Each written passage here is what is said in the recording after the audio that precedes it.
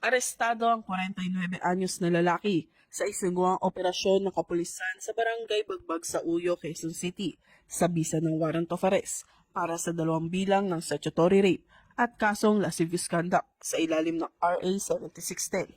Ang akusado ay kabilang sa top 4 most wanted person ng Subic MPS, top 2 most wanted person ng Zambales PPO, at top 1 most wanted person ng Pro3.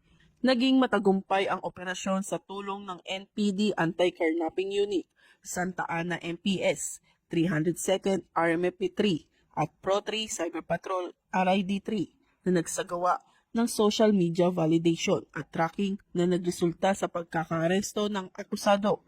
Ang warrant of arrest ay inilabas ng Family Court, Branch 12. Walang piyansang inirekomenda para sa kasong statutory rape, habang 200,000 naman para sa lascivious conduct.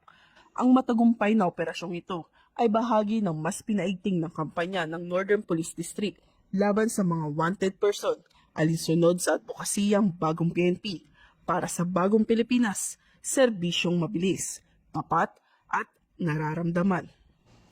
Mula rito sa Northern Police District, ako po ang inyong PNN correspondent, Patrolwoman Blesselet Esperanza, alagad ng batas, tagataguyod ng Balitang Pulis.